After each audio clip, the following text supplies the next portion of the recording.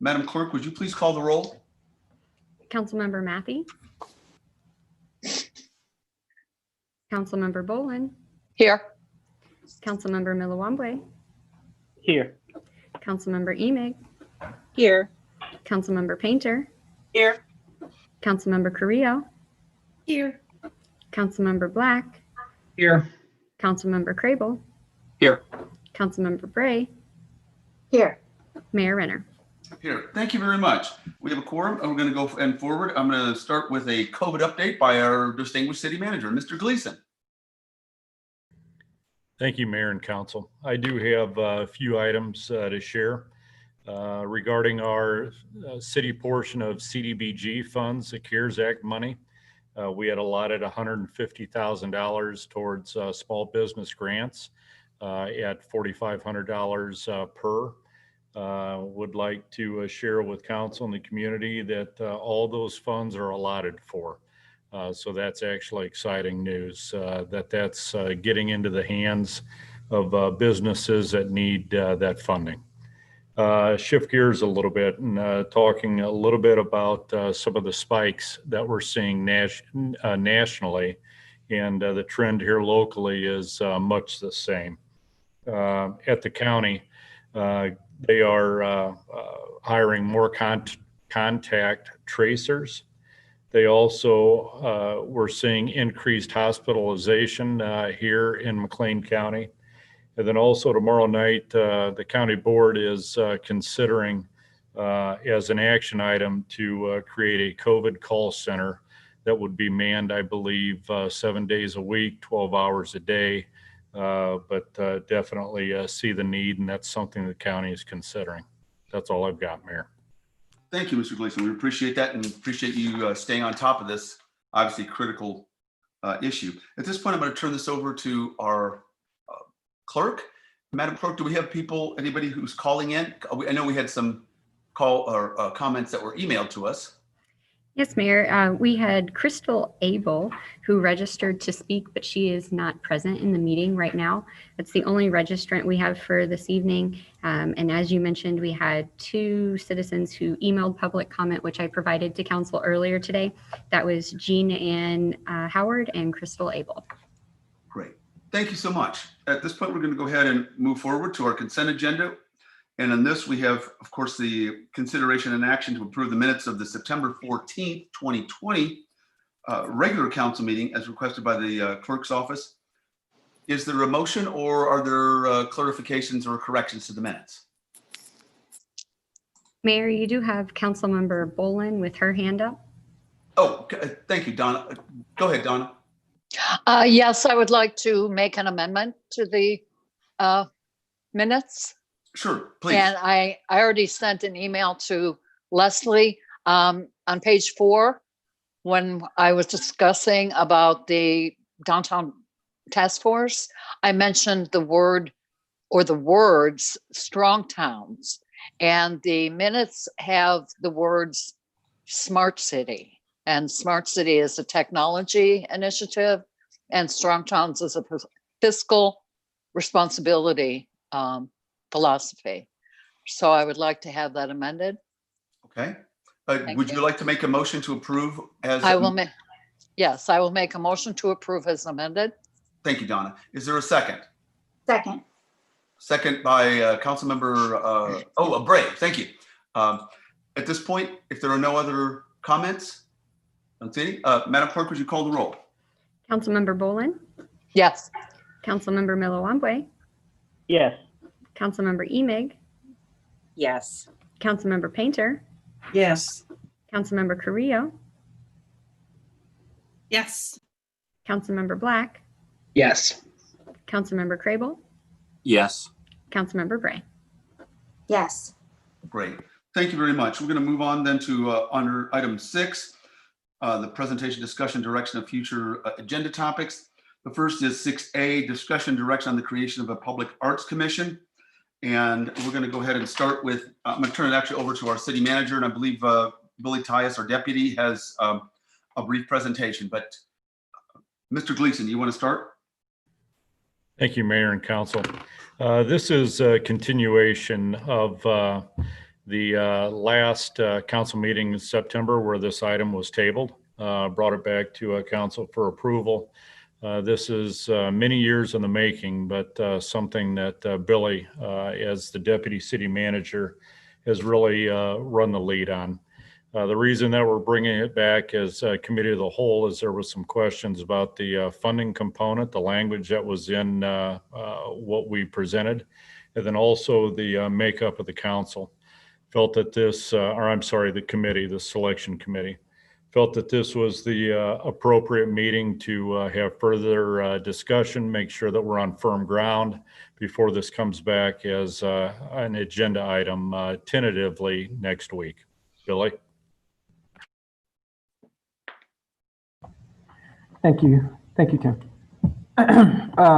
Good evening, Mayor and council members.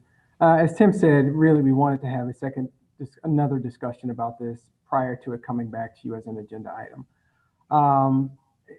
What I'll do is I'll actually run through a recap of sort of what we're proposing and also generally what we're suggesting as possible amendments based on the conversations we had during our last meeting in September, during the September committee of the whole meeting, and then other conversations we've had as a part of this process. So as you know, staff recently presented a plan to support public art in the community through the establishment of a public arts committee or a public arts commission.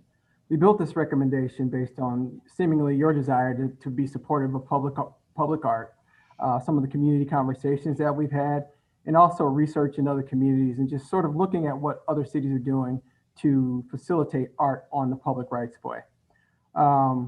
As you know, art and public art makes up a part of the downtown task force plan and maybe other plans that we've had or that we have, but literally there's no process in place now to make it happen. And that's what this recommendation is. It is a recommended process for facilitating art. So for example, we know that there is support for art in the community, but as of now, there's no way to get from, hey, we want art to making it actually happen.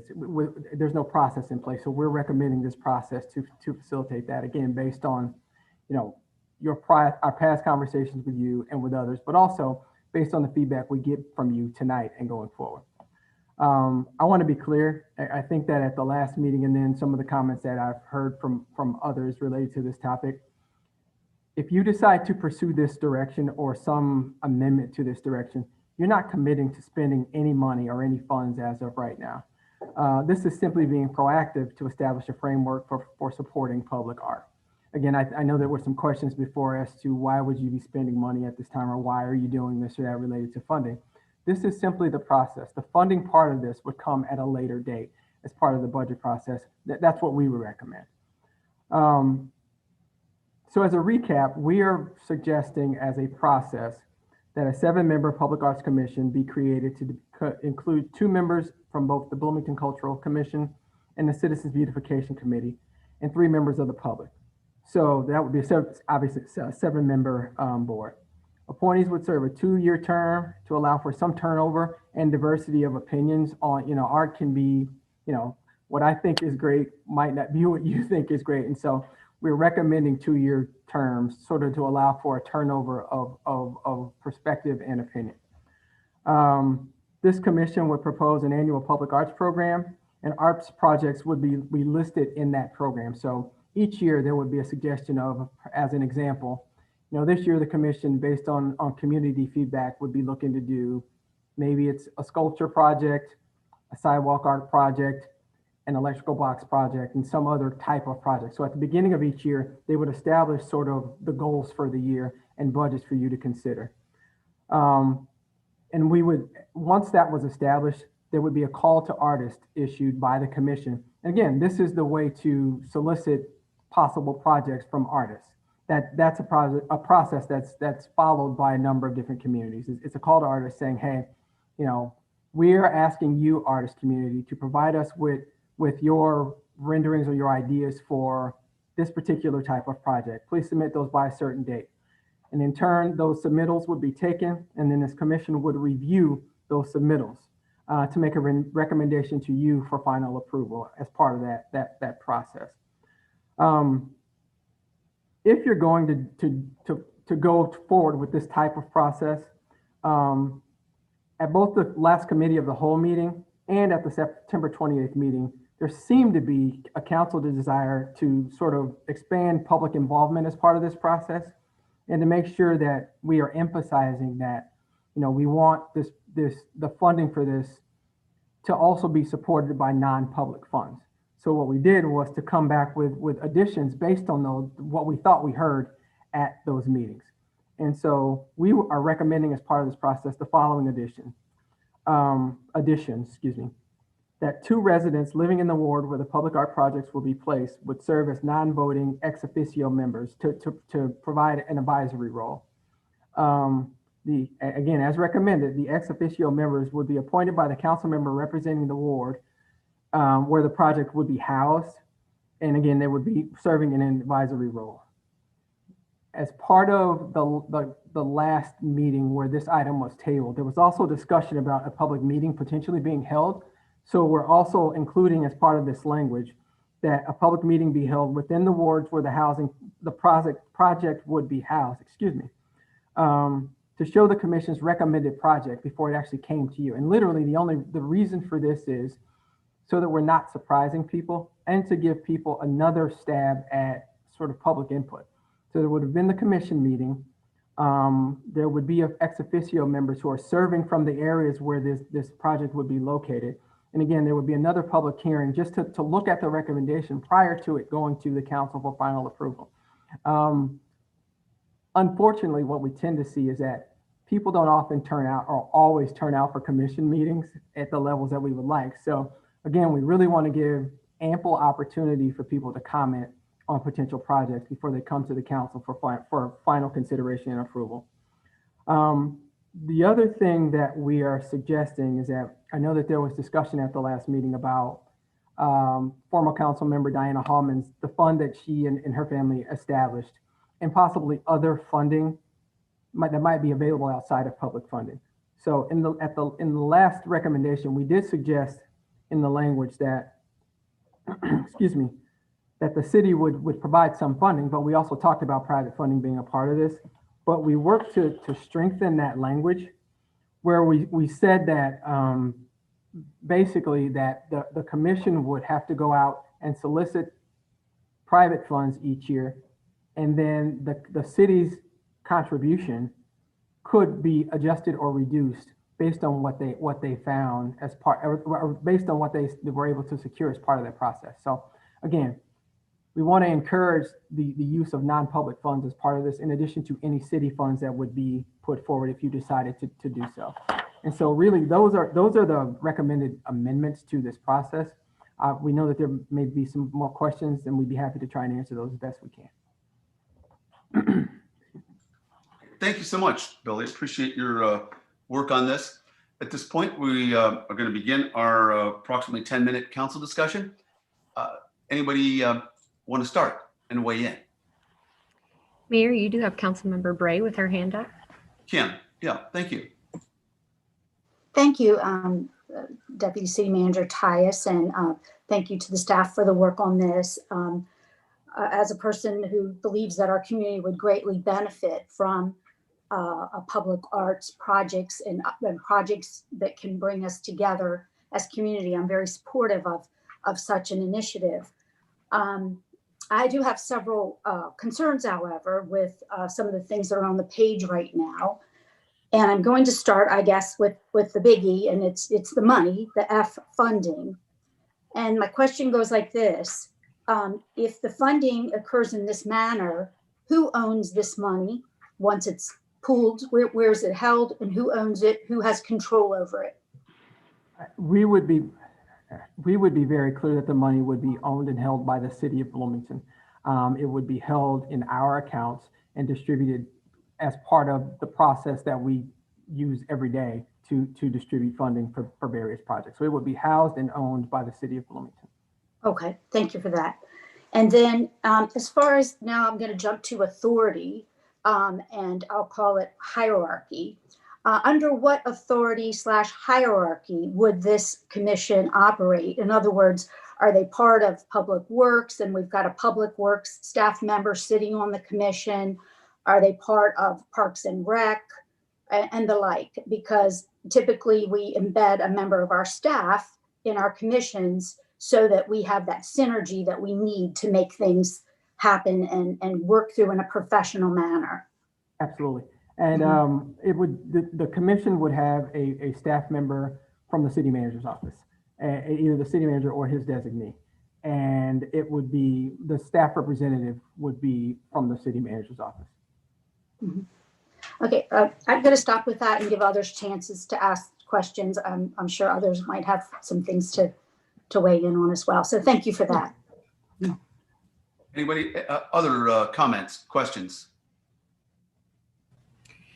Mayor, you have Councilmember Black and Councilmember Carrillo, and now Councilmember Bolin and Milawamwe. Holy cow. Okay. You said in order, Black, Black, Bolin, Carrillo, Bolin, Carrillo. Milawamwe.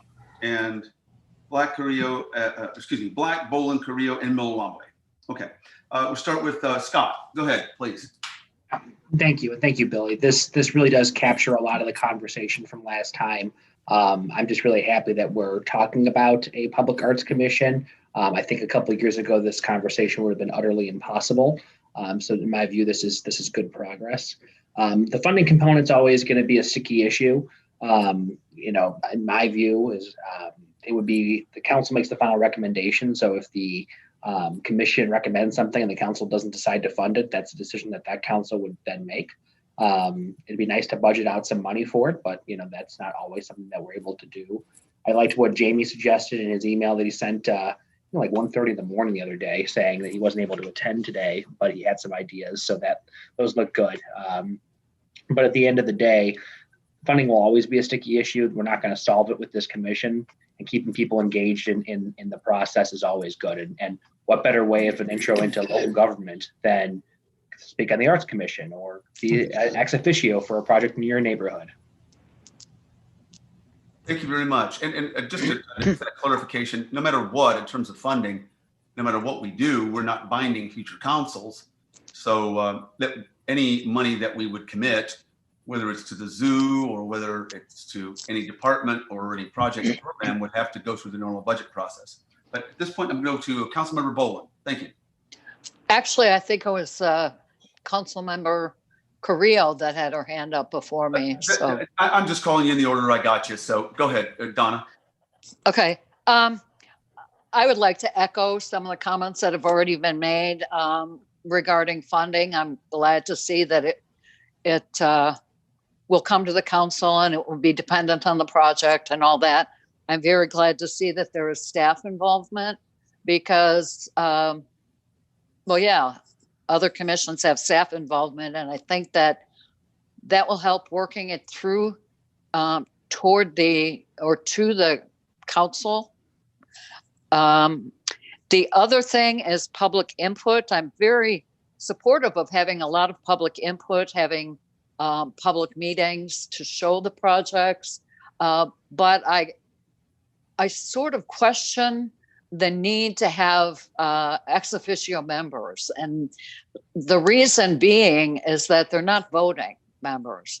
And I really believe that there would be a much broader reach for feedback through the meetings. Yes, they aren't attended very often, but if we do end up going out into the wards to have these public meetings and show the proposed artwork, get feedback. I know that when there's street projects through Public Works, they do the same thing.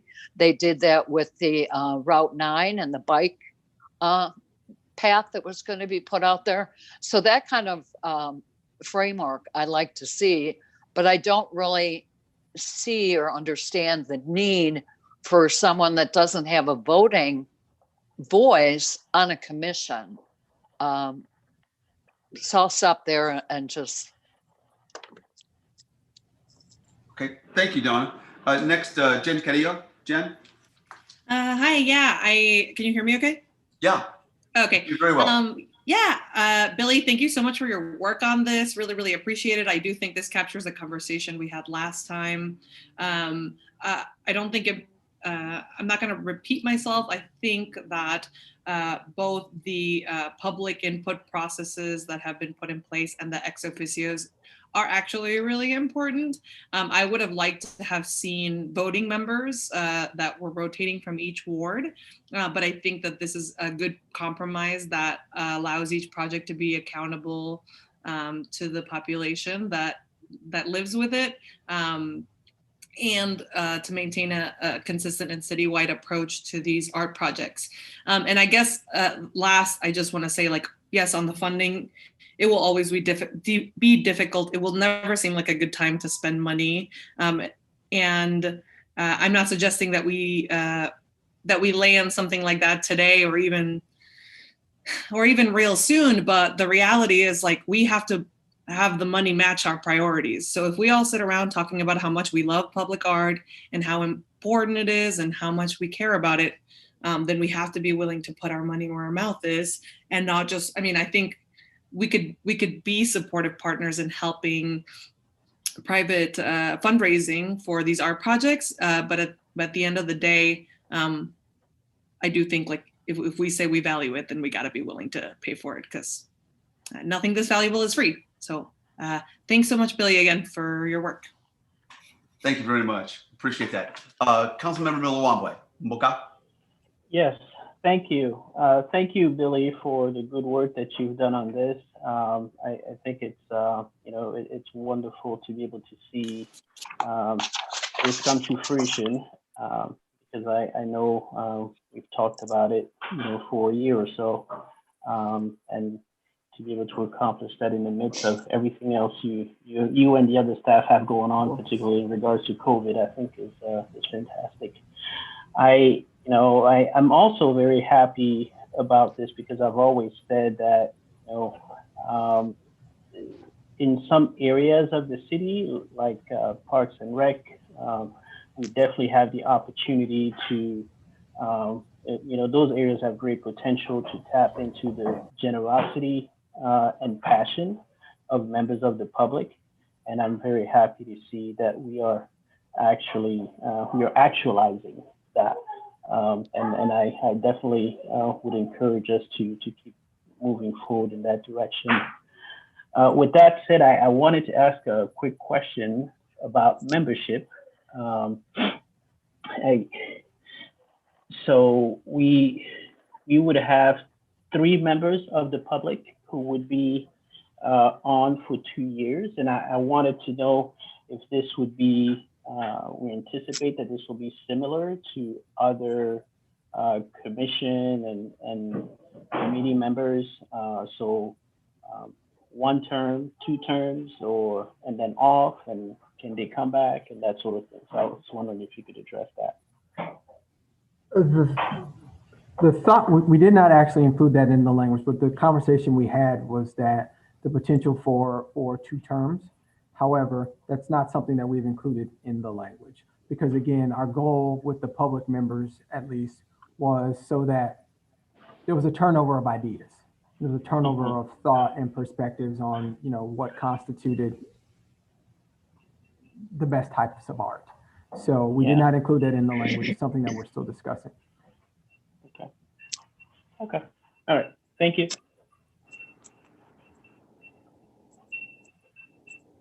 Mayor, Sorry, I you're didn't on mute. unmute. I didn't unmute myself. I apologize. Just wanted to, I would assume, and maybe this is, Mr. Juergens could weigh in on this. If we don't specify and we create this, then isn't this just subject to the general term limits of internal boards and commissions? Is that correct, Jeff? Yes, that's correct. Okay, thank you very much. Anyone else? Am I missing somebody? I don't, Mayor, you have, I'm sorry, it's Bray and Emig, is that right? Anybody else? you actually have in the order listed is Councilmember Painter, Councilmember Bowling, Councilmember Emig, and Councilmember Bray. Okay. Painter, Bowling, Emig, Bray. Okay, we're gonna go ahead and I'm gonna let Donna get at the last word, because I'm gonna go with the people who haven't spoken yet. So we're gonna start with Johnny. Go ahead. Thank you. And thank you, Billy, for all your work on this. I think that this is a great idea in theory. My sticking point is the funding. I think it would be great if we had all kinds of money just hanging around, but we don't at this point. I would like a guarantee that they would go out and get private funding, at least for a while, until this whole COVID thing is over and our economy stops shrinking. And I don't want to have it end up like the West Market Street mural, where we were guaranteed, or we were told that they were going to have all kinds of private funding for this, and it never panned out, and the city got stuck with a bill at the end after it was done. And, you know, I'm happy it was done. It's beautiful, but that wasn't how it was supposed to go down. So I would like to make sure that it's written into the ordinance that they seek out private funding and that it is guaranteed before the project begins. You know, I think it's a great idea, but I also think that we have several other artistic endeavors that have been prioritized. And one of those is like downtown revitalization, and we are putting money towards that right now, but we're not done. And the other is the Creativity Center, which is supposed to be a hub for creative and visual arts and performing arts. And the people that are behind that have worked their tails off to get funding for it. And I think if we have any extra money to go for artistic endeavors, they ought to get it first, because, you know, we've already committed to that. So with those caveats, I'm on board with this. Thank you. Thank you, Johnny. We're going to go next then to Alderwoman Bray and then Emig, who haven't spoken yet. Thank you. Kim? Oh, Mayor, I spoke already. I think. Oh, you did. I'm sorry. Yes. Julie, and then I'll I'll speak go back to after you. Julie. Yes. Sorry, Julie, go ahead. I apologize. That's right. Thank you, Councilperson Bray. So I really like the proposal, and I think that what this does is provide a framework that will support a process to keep the difficulties happening that we experienced with the West Market mural, and that there's so much already built into the process to check and balance the funds. Nothing's been allocated. There's a written emphasis to seek out private funding, and having ex officio members who represent those communities might generate just more discussion and frankly opportunities for innovation and exchange. And I think that's always a good practice. So I'm in favor of the language as it is being presented, because I think that it allows for us to really be very specific about what ultimately gets supported at the end of a process. There's a great Strong Towns article that was just published in June called "Our Cities Need Artists Now More Than Ever, Here's Why." So I encourage my colleagues to check it out, because it really does provide a nice overview of the role that public art has in communities. Thank you very much. Then Councilmember Bray and then Donna Bola. Thanks. Okay, thank you, Mayor. So as I read through the many tasks, and it's in section D, and then we have multiple tasks that are being assigned to our newly created commission, I wonder if we might want to consider, as we launch this, an incremental approach instead of an all-at-once approach. So as I look at some of the tasks, they're very, I mean, some of them go together, but others maybe go into a next stage or a next step of the interactions. And I'm just wondering if we don't need to pare down this list a little bit, just to make this, roll out in a manner in which it's manageable, it's bites, which, have whoever's on this commission the first time and whoever's chairing this and vice chair, things that can get accomplished in a certain time period. In particular, I'm looking at number 8. This, in addition to all the other things that this group's been asked to do, which includes number 7, which says to cooperate with other entities on matters regarding the arts. number 8 says to recommend updates to the city's arts program and plans, provide overview of the chapter and the article and the code as amended. And I'm just thinking, you know, that seems to be an easy one to drop out as we get started. And then I would be looking at maybe a few others to possibly fall away. Maybe, you know, this idea of where we start. Number 2 says to propose to the mayor and the city council an annual public arts program plan. I mean, maybe that's something that we have inside with our staff that creates an annual plan or has some ideas, and then they help hand it off.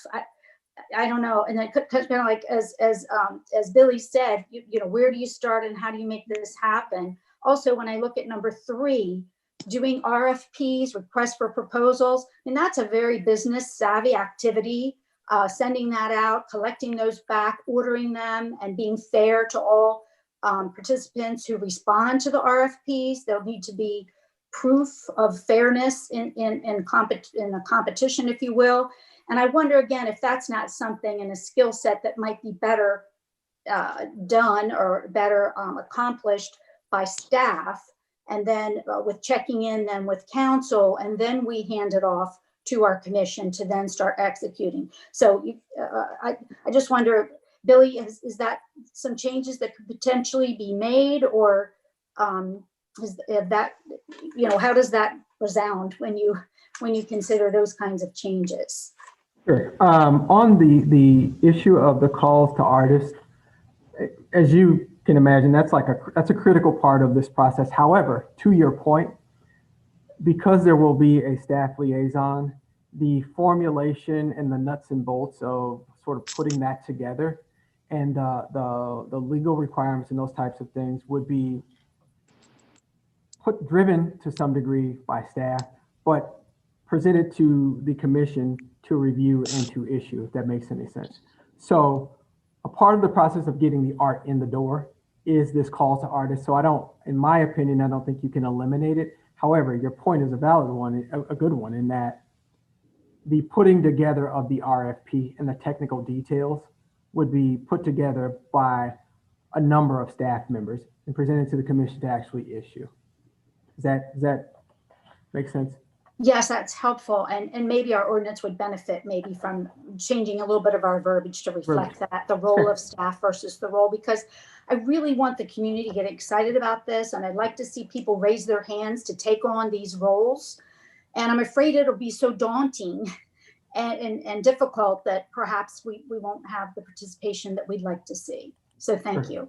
Sure. And to item 8, you're right. And I'm surprised Jeff is not laughing at me, because he said, hey, let's cut that out. And so we can make adjustments to that number 8 as well. And literally the only reason for that, the reason for that is that we know that as we get into this, we're going to learn things that we didn't know. And so we wanted the commission to have an opportunity to sort of make suggestions to this language that better serve providing for art in the community, but we can make adjustments to that one as well. Okay, thank you. Thank you very much. And then we're going to go to Councilmember Boland. Donna? Okay, yeah, I would like to go back to the funding, because originally at the meeting where this was tabled, I had made the suggestion that we discuss the funding separately, get this framework of the process on how to implement and putting art out into the community, but address the funding separately and put it into this ordinance once all that is decided. And when I'm listening to presenting it to the council and fitting it into the budget, what comes to mind is the process used by Connect Transit. I don't know if everybody on the council is familiar with that, but they are supposed to bring forth their budget proposal in December during our budget process. They're supposed to have everything laid out, and then the council approves it. So what I'm reading or hearing in this proposal is framed in that way. I don't know if that's the best way to do it, but I still think that we should have more of an ongoing discussion about the funding. And to the point of the city putting their money where their mouth is, I do think they do, because staff involvement and all other things that are part of this. But you have to remember that the money that we are stewarding belongs to the public. And every time you, if you're going to take money away from to put to one project, it has to come from another project, or you have to raise taxes. And raising taxes on those that can least afford it, I'm not in favor of that. So that's where my mind processes the funding. Thank you very much. And again, just to clarify on the funding, no matter what we would do, unless we voted a specific increment,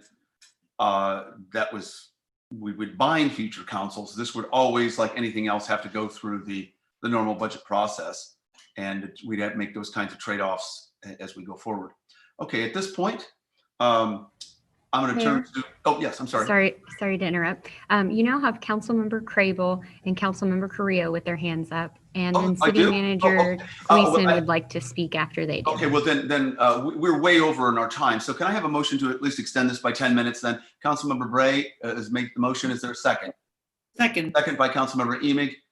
Madam Clerk, would you please call the roll? Yes, Councilmember Bolin. Yes. Councilmember Milawambwe. Yes. Councilmember Emig. Yes. Councilmember Painter. Yes. Councilmember Carrillo. Yes. Councilmember Black. Yes. Councilmember Crable. Yes. Councilmember Bray. Yes. Okay, thank you very much. At this point then, let's see, you said Councilmember Crable and Carrillo, is that right? Correct, and then Start City with Manager Jeff. Gleason after. Thanks. Okay, Jeff, go ahead. Hey, thanks, Mayor. Billy, talking to an owner of a studio today, and she was like, it's been 20 years and, working on this. So your work in putting this together has been amazing. So with that being said, I love the ordinance. I think it's very comprehensive. With regard to public dollars, and also talking to this owner of the artist studio, artists need to know that the city is, serious about promoting public art, and not that we will promote public art if there's private funding. So I like the ordinance, the proposed ordinance, in that it allows us to set an annual dollar amount set aside for art, and then work to get private money to replace that. And I also want to just make people, or just kind of reemphasize this, that it's just not art for art's sake, right? It also has an economic benefit, bringing in tourist dollars, improving opportunities, improving the likelihood that businesses are going to move here and stay here because we've got a strong public arts program. We have other similar communities we're fighting for that fund public art. So to me, that's an important part of this. Thank you. Okay, thank you very much, Jeff. We're going to go next to Jen and then Tim. Just a super quick question. So am I understanding correctly that then, because we are having this discussion, that we will likely see this at our next meeting agenda as it's presented tonight, or are we supposed to anticipate that there will be more changes made as a result of this conversation? I think that's a really good question. Tim or Billy? Perfect segue into some of the wrap-up comments that I was going to make. This is something regarding funding that I think Alderman Crable sort of hit on, and other council members have tonight and other nights. We think that with a formalized process, that you're going to see the interest in artists coming out and being involved in this. They're going to see the backing of the city. It's going to be finalized. And we think with that is going to come a strong interest in finding a way to make some of the art projects throughout the community occur. And that leads into the funding component. In the existing language, all of this falls before council and always will and should. And at the end of the day, if we find that we are on hard times and are unable to fund, then that's a decision that can be made by council. But I'm going to assume, and I'm on video and audio, so I'm on record, that the call to the artist community, they're going to find a way to make this happen if this is in fact adopted next week, very similar to what's been presented and discussed tonight. And then lastly, as far as the input, the committee, the commission makeup, the ex officio, we're trying to navigate, something to not just get a majority vote. And I've never operated that way as a city manager. I see one council, and my goal is always to have a unanimous vote. I know that that's not always going to occur, but I think as staff, what we've presented is something that the majority, if not everyone, can support. Know that there's a funding issue that's always going to be held by council.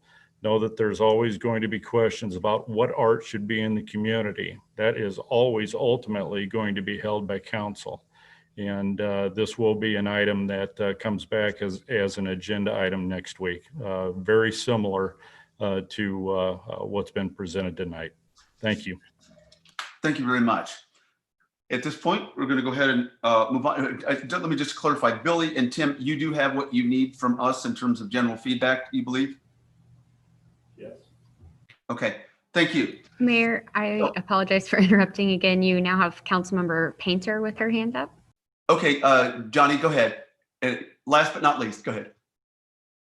Johnny, you need to unmute yourself. I just had a quick question about the ex officio makeup. And so are we anticipating that there will be only one ward per year that gets public art, or will there be several?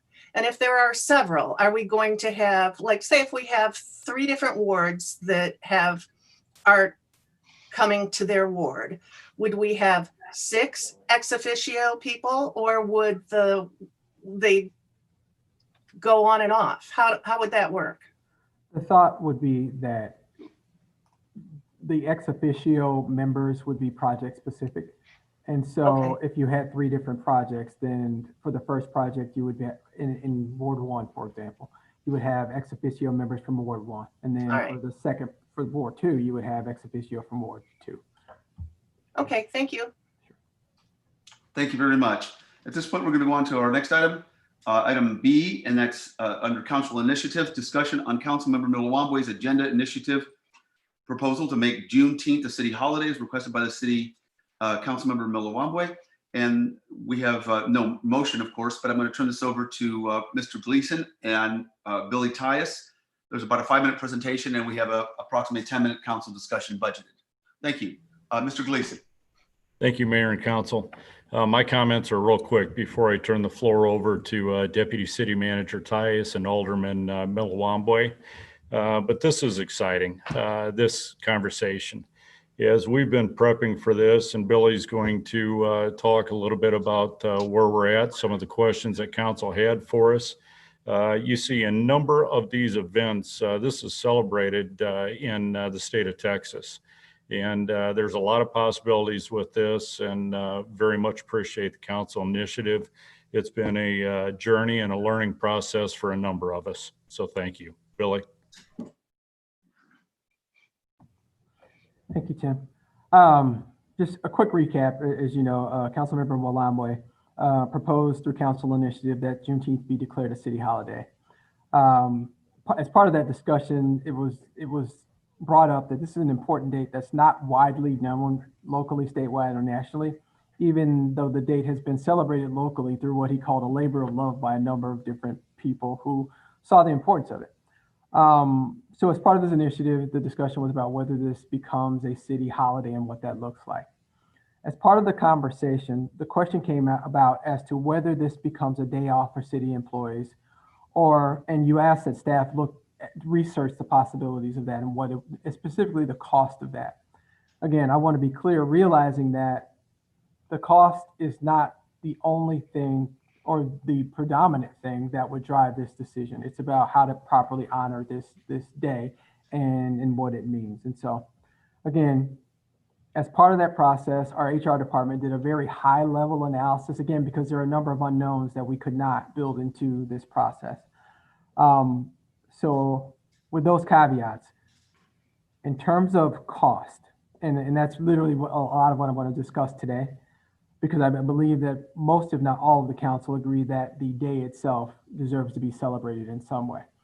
In terms of cost, a minimum of about $63,000 in budget increase would be needed over what would already be paid for a day of work.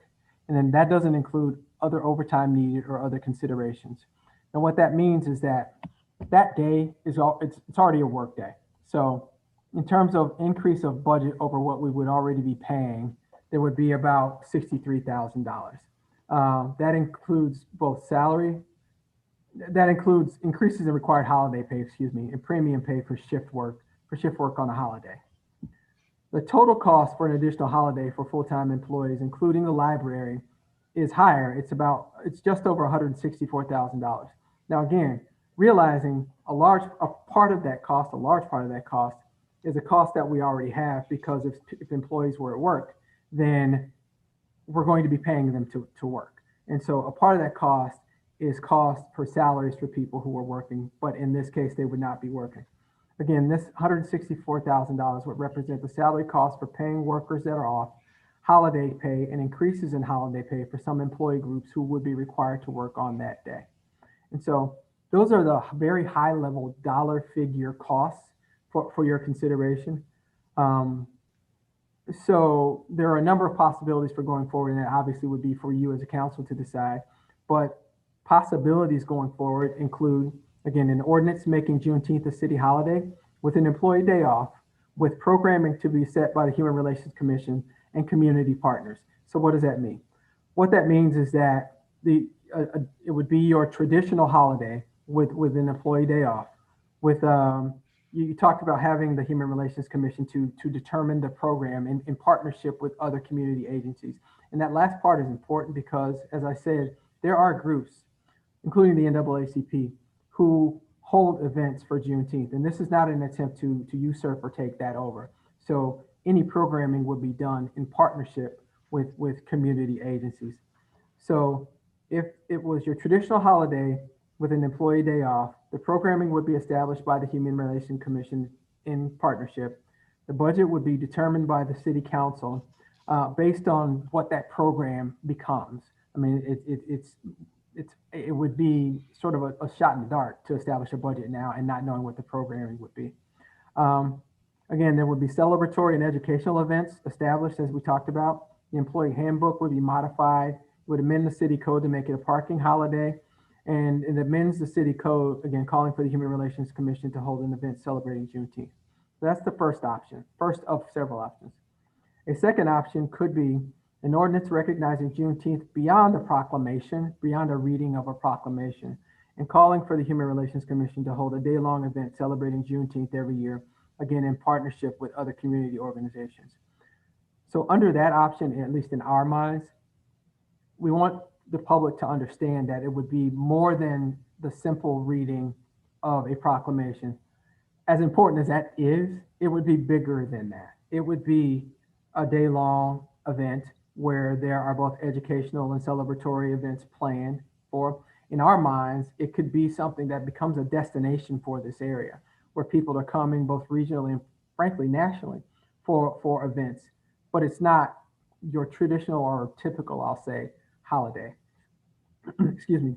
Staff has spoken with the leadership for the Human Relations Commission, and they would be happy to lead efforts and be a part of this as well. And so obviously there could be other options for you to discuss as a council, but those two, in our minds at least, could be possibilities.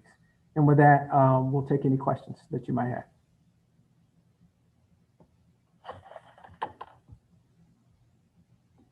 Sorry, question to Mr. Tyus.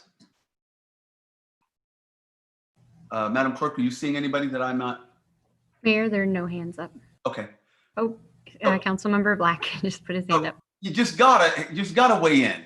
It's got to weigh in. No, thanks, Maboka and team, for putting this together. I guess, are you looking to have an answer on the pay, non-pay question tonight? Is that what we're looking for? Or some conversation around that? Well, if you would like to have conversation, obviously we welcome that, just to give us direction as we go forward. However, I think it's hard for you, it would be hard for you to make a decision, seeing as how you just received the information. We wanted to give you sort of something to consider as we work towards a final solution for this. Got it. Thank you. Okay. All right. Do you have what you need then, Billy? I would say, yeah. Okay. All right. Mayor, excuse me, you do now have, Bolin, Bray, and Carrillo. You had to start it up. Scott, go ahead. Excuse me, Donna, go ahead. I'm sorry. Yeah, I would like to hear a little bit from Alderman Mwambe, because he brought this initiative forward, and I would like to hear some comments about these two different options. That's all. Okay, well, Maboka, I'm going to go ahead and turn to you. Any thoughts on that? Yeah, sure. This has been kind of a labor of love project for me. On these two options, and I don't know which direction the council is going to go, but I would say personally, what is I guess most dear to me is the programming aspect, because I do think this is where we're going to have the most impact. And sure, when people have a day off, it gives them a chance to reflect on these kinds of things and celebrate on their own at home. But to me, I really want this to have a sort of a citywide involvement and have everyone in the city celebrating the event. So for that reason, I think I would want it to be, the celebration to be on the Saturday, where everyone, or a Sunday, but where everyone has an opportunity to be involved in the many events that the Human Relations Commission could come up with. So I hope, Donna, that answers your question. One of the things that I've also seen in other places, and Billy might want to take note of that, is that instead of doing a full day off, people have done like a leaving work early kind of thing, closing offices early, at 2 o'clock or something like that. If as a kind of a way to maybe to mitigate some of the expenses. But again, Billy said it well. It's a very important day. That should not be the driving factor. Okay, thank you very much. And let's see, who else did we have that wanted to, was that Julie? Did you have your hand up? Councilmember Bray and Councilmember Carrillo. Bray and Carrillo. Okay. Kim? Oh, thank you, Mayor, and thank you, Mboka, for putting forward this initiative, and for Billy, your work on putting this together. I really, what is resonating with me, and I think when I think about our community coming together and having a shared learning experience and sharing stories and experiences together, that this could become this annual piece. I feel like kind of like Mboka was speaking, that a Saturday where others have off and can dedicate their time to participating would work best for us. I think about the other employers in the area and the schools. We want the students to come out. We want young families to come out. We want people who work in all walks to be able to participate in this program and these activities. And it seems to me that means we've got to steer for a weekend where we can get the biggest group gathering in our community and celebrating this important event. So that would be my input. And again, thank you so much for all the work on it. Thank you. And just before I go to Jen, one of the things that I just wanted to note is that there, whether we have a whole day off is one question. The programming certainly can happen on a Saturday, regardless of when Juneteenth might fall. But I wonder about, and this is just thinking out loud, I wonder about the message it might say, is Juneteenth then not as important as other holidays? If we say, well, we're only going to let you get off at 2 o'clock because we decided to kind of go on the cheap. But anyway, Councilmember Carrillo. Yeah, actually, Mayor Renner, I think you brought up something that I was thinking about, which is, July 4th, Independence Day, like we celebrate regardless of what day it falls on, because folks culturally consider it an important enough event in our country's history that it should be recognized regardless of, and so I think, yeah, saying, okay, well, Juneteenth, like we will acknowledge it, but we don't think it's worth us like spending the money to give our folks a day off of work. I don't know that that's the right route to go. I do think that there's something implicit in that. And I think that the way that we help create these national holidays and national recognition for these events that have been buried in our history is to take the initiative and take the lead in recognizing them. So maybe 5 years from now, 10 years from now, that will be an official federal holiday. And so I'm going to be supportive of it either way, but just wanted to name that. Yeah, and just as a clarification, we have.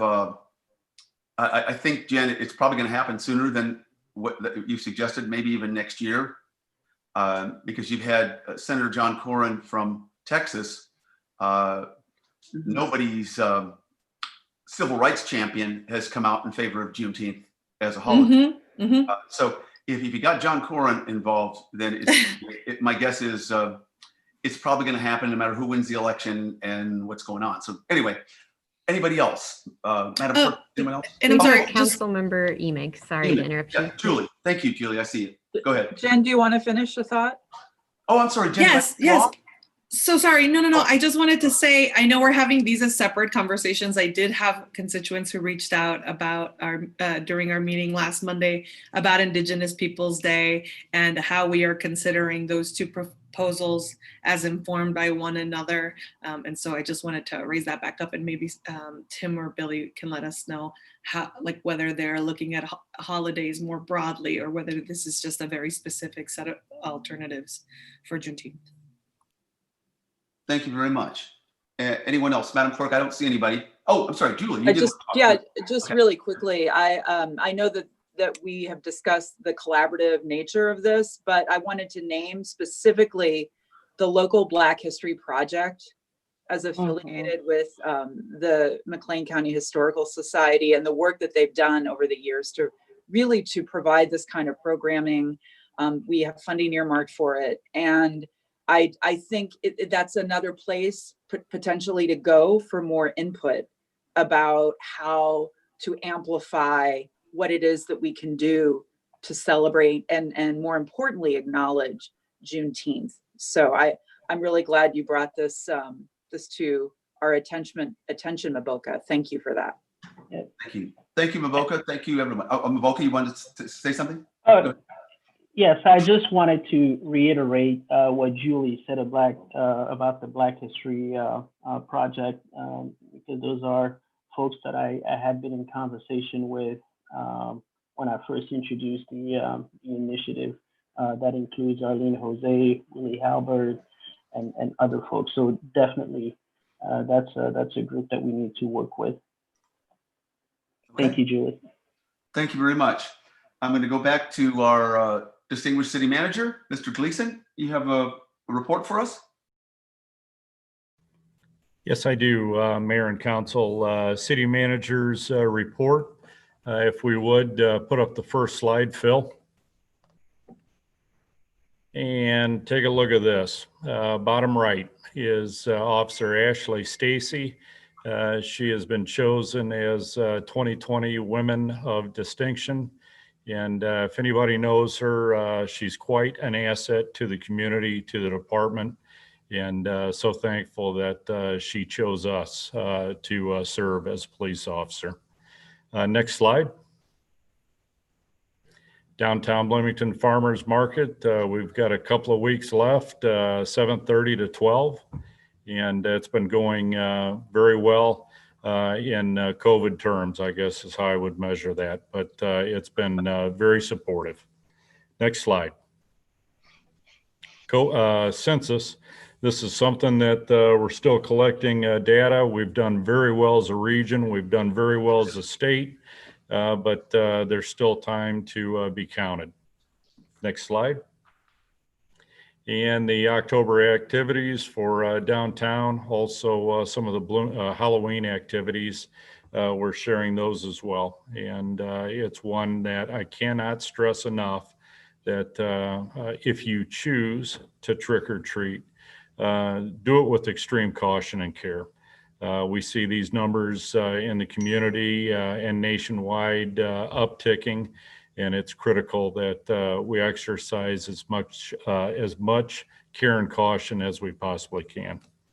Additional comments that I had is wanting to share with the council and the community that the arena, people know, has been used as an election site for walk-in. It was at the request of the county clerk and the Bloomington Election Commission, and it's going extremely well. Our facilities folks and other team members made this happen for the community's sake. And it's something that I just wanted to recognize them. I know that we're not done. I think we're 15 days away, but it is going extremely well. And actually, Alderwoman Carrillo commented to something that was going to be in my update, and that is Indigenous Peoples Council initiative that she brought forward a couple of months ago. By design, staff separated these so that one did not take away from the other. So the follow-up discussion is going to be the next step, or the follow-up conversation regarding this council initiative will be in November. And then lastly, here we go. Patrick Hoban, the executive director for the EDC, reached out to me last week, and on zippia.com, Bloomington has been not only named the happiest city in the state of Illinois, it's the happiest city of all happy cities throughout the United States. And again, that's zippia.com, and we are the #1 happiest city. So that's perfect way to end for the day. Thank you, Mayor. Thank you very much. It's nice to know we're all happy. And if you want to be happy, the center of the known universe for happiness is right here in Bloomington. Thank you so much, Tim. I appreciate that. And just so that make sure that we have as maximum footage on this, how do you spell Zippia, if you'll let us know? Z is in zebra, I is in Ida, P Paul, I Ida, A Adam.com. Awesome. Zippia.com. Awesome. I love Zippia. Never heard of it till tonight, but I love them. Very wise people. Is there a motion to adjourn? Moved by Councilmember Carrillo, second by Councilmember Bray. All in favor signify by saying aye. Aye. Aye. Hey, we're happy. Don't worry, be happy. Thank you. Thanks, everybody. How corny.